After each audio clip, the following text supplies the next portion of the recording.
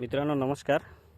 टरबूजच्या प्लॉटवर आहे. दादांनी मधमाशांसाठी एक आपलं घरगुती म्हणजे गावरान प्रयोग केलेला आहे.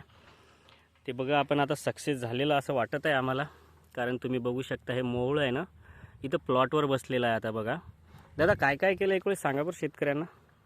नमस्कार. हां नमस्कार. मी राजेश सवणे हर्सुल येथील शेतकरी आहे. माझं पहिलंच वर्ष हे टरबुजाचं असल्यामुळं याच्यातला अनुभव कमी असल्यामुळं काही माहिती नव्हती. हो. आम्ही 27 नोव्हेंबरला टरबुजाची लागवड केली. नंतर 15 दिवसानंतर जेव्हा कंपनीचे साहेब लोक आले तेव्हा त्यांनी असं सुचवलं की राजूभाऊ तुमच्या प्लॉटवर मधमाशी आली तरच तो प्लॉट सेटिंग होईल, अन्यथा सेटिंग होणार नाही. बरोबर. मग आता मधमाशाचं प्रमाण पहिलेच आपल्या एरियात तणनाशक रासायनिक केमिकल औषधं फवारत असल्यामुळं आजूबाजूला सर्व तुरीचे प्लॉट असल्यामुळं हो. मधमाशी आमच्या शेतात एकही मधमाशी नव्हती. बरोबर. नंतर मग मी जरासं 2-4 जणांना विचारलं, काही आदिवासी समाजाच्या लोकांना विचारलं की बा मधमाशी कशी. तर काही नाही दादा म्हणे तुम्ही पोळ आणा म्हणे, पोळ पहा म्हणे, मी आणून देतो म्हणे. म्हणजे ऑलरेडी जे बाहेर बसलेलं आहे मोहळ तेच ते मोळ आणलं काढून आम्ही. ते काढून आणण्याच्या आधी इथं गुळाचं पाणी तयार केलं 2 लिटर. बरोबर. 2 किलो गुळाचं पाणी तयार केलं, त्याच्यात 10 लिटर साधं पाणी टाकलं. बरोबर. साधं पाणी टाकून त्यांनी ते पोत्यात पोळ काढून आणलं. ते पोळ काढून आणल्यावर ज्या एरियात माश्या टाकल्या त्याच्या पानावर आम्ही ते गुळाचं पाणी शिंपडलं. बरोबर. ही प्रक्रिया सकाळी आम्ही 8 वाजता केली. गुळाचं पाणी मारलं जिथं जिथं पुऱ्या प्लॉटमध्ये आम्ही माश्या सोडल्या. पुऱ्या प्लॉटमध्ये माश्या सोडल्या आणि 10 लिटर पाणी आम्ही ते गुळाचं पाण्यावर टाकलं.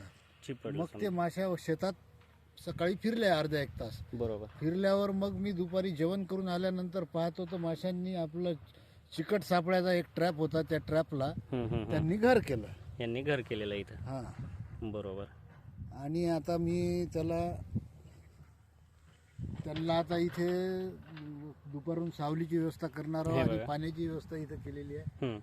अशा प्रकारे आपण आपल्या प्लॉटचं नियोजन करू शकतो. किती एकरचा आहे दादा प्लॉट आपला? हा 4 एकराचा प्लॉट आहे. BH1 भुजा 26,000ची लागण आहे. हो. 4 एकराचा प्लॉट आहे. बरोबर. आता वाटत आहे ना आपल्याला थोडंफार जरा आता आशा वाटून राहिली, म्हणजे कळ्या जे आहेत ना ते कळ्या पॉलिनेशनमुळे थोड्याशा खुललेल्या दिसत आहेत ना. खुललेल्या वाटून राहिल्या जरा. आज 4 दिवसापासून आभाळ असल्यामुळं, आज उन्हाळा असल्यामुळं जरा टेम्परेचर वाढून आहे. बरोबर. त्याच्यामुळे आणखी चांगला फायदा होईल भविष्यात असं मला वाटते. आणि हेच 2-4 दिवस 8 दिवस परागीकरणासाठी महत्वाचे आहे.